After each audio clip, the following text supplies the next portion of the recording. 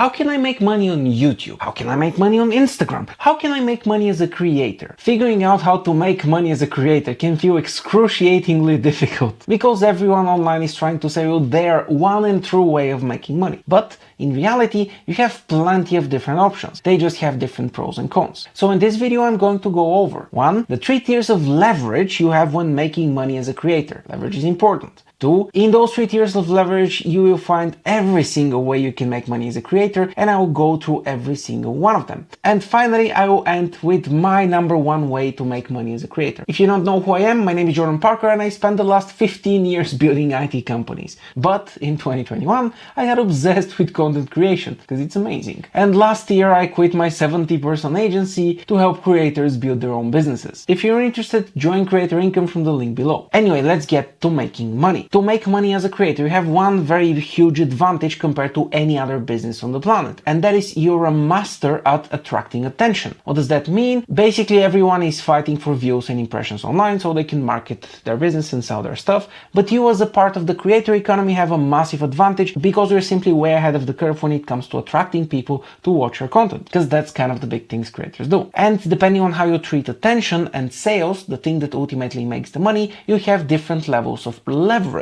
So, the first level of making money on the internet is you get attention and you sell that attention. That's it. Very straightforward, very simple transaction. How does that look in practice? You create content on social media, people watch your content and stay on social media, and the social platform runs ads to the people staying on the social platform, makes money, you get a chunk of that money. This is the easiest way. You gather attention from your audience and the social network leeches some of that attention and sells them different products and services via ads, and then they give you a split of the profit. They usually don't pay you that much, and many networks don't even pay you anything because they're very fucking greedy, but you get the general idea. You can make a little bit of money or a good amount of money if you have a lot of views if you get a lot of attention on social media. And by the way, this is how most YouTubers start. They want to get ad revenue and just monetize their channels this way. This is fine, but it's low leverage. And low leverage here means that you're making less money than you should be making. 1 tier above that, the next level, the next evolution of making money is reselling trust. Reselling trust is very similar. You're still not selling something that you created, you're still selling other people's products, but instead of relying on ads from the social media platform, you're the one doing the selling. So we're getting attention and sales closer together and you get more leverage. Because the fewer steps between you and sales, the more money you make. That's how the whole thing works. So what you do is you take other people's products and you advertise them to your audience. And that usually means an affiliate program or a sponsor. The difference between affiliates and sponsorships is that with affiliates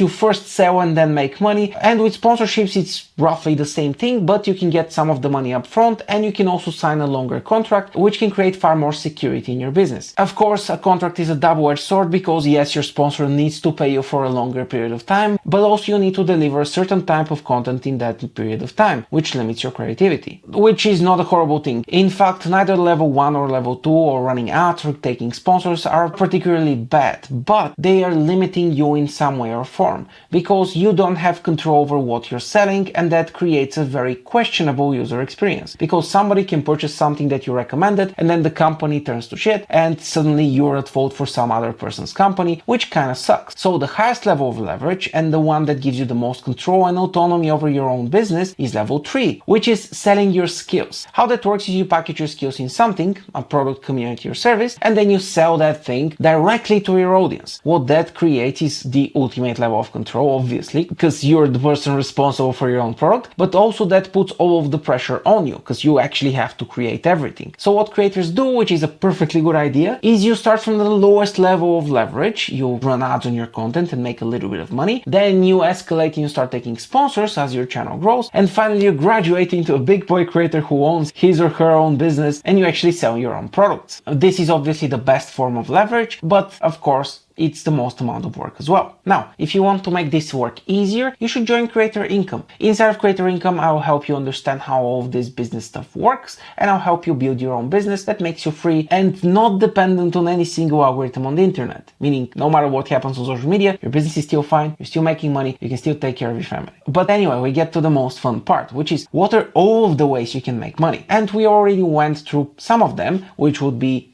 running ads. And we already went through 3 of them: running ads on your channel, taking sponsorships, and selling products as an affiliate. But when it comes to the third level of leverage and packaging your skills into something, you have quite a few more options.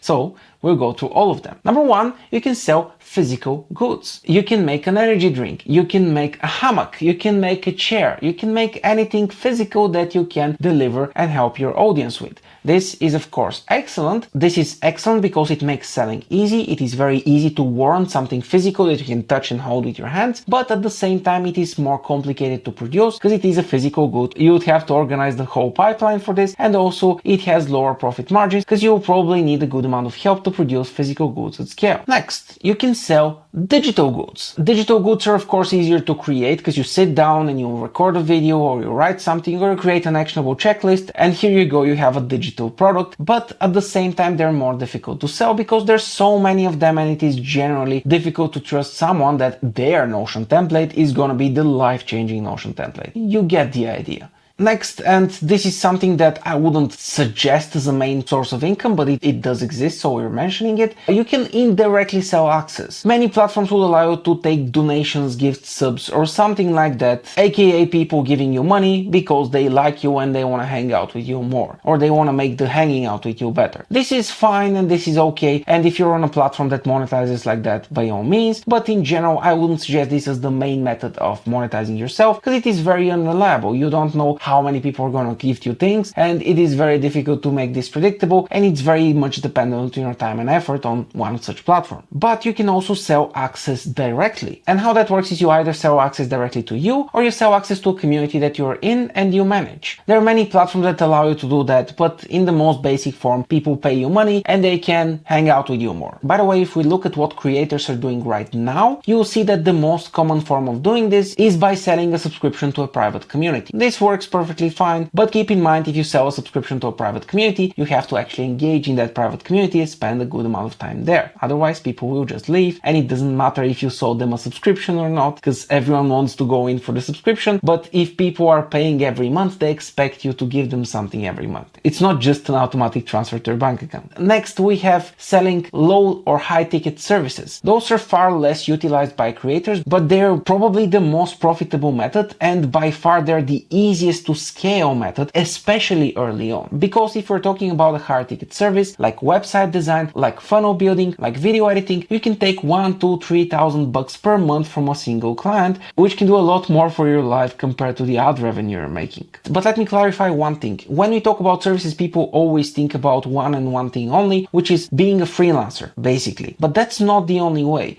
One, you can scale freelancing into an agency model and run a business that way. And two, you don't need to do the entirety of the work for other people. You can just facilitate the work. You can sell what is called done with you type of services, in which you are there helping people execute what you are telling them, but you're not doing the entirety of the work by yourself. A very common and profitable way of doing this is selling a done with you type of service to a limited group of people. So doing this with all of them all at the same time, and running this as a limited time cohort in which you can help them get from point A to point B, and unlike a digital product, you're actually there holding their hand when they need you, which makes it a far easier thing to purchase because your audience is watching your content because of you, and because they like you, hanging out with you is a pretty lucrative offer already. Now, because you stayed with me for all this time, or you skipped and you're a massive cheater, but I won't judge you too much. What are my suggestions after doing business for 15 years on what you should be doing and how you should tackle this early on and later? And I always suggest 3 things as the best possible options. Number 1, when you have the opportunity to run ads, run ads. It doesn't affect your brand too much. Also, if you get a sponsor and this person is not a complete ass and you actually like the product they're selling, take the sponsor. That's fine. Be careful with longer term contracts, but you can take sponsors, and sponsors can be very lucrative. But you need to build something of your own. For that, we get to my second suggestion. If you're early in your career, start by selling a high ticket service, something you do for other people. You're probably not ready to be a coach and to sell direct access, and you also probably don't have the audience, so you can sell that at scale absolutely automatically. But what you can do is you can talk to different people in your audience and see if they're interested in you doing a service for them, something that they already know you're good at. So if you talk about something that's connected to tech, you can help them with tech. If you talk about something that's connected with Notion, help them with Notion. If you're a designer, help them with design, and so on and so forth. There's always a skill that you have and your audience doesn't. So either teach them that or do that for them. And the third and best step, which you should aim for, but you should probably not start with, is sell digital products. Selling digital products is the way you get the highest amount of leverage because they require the least amount of your day-to-day time. They're not automatic, they're not free income, and they're not evergreen forever. They still require some of your work and effort, but it is considerably less compared to the other options. And by selling digital products, you get the most amount of your time back, and you can focus on other things like growing your business or just having fun and taking care of your family. Now, if you want to see an example of someone doing exactly what I say, you should join Creator Income. I do everything that I suggest you, and I've been doing it for a while. So you actually get to see how this business feels from the other side and make your own conclusions.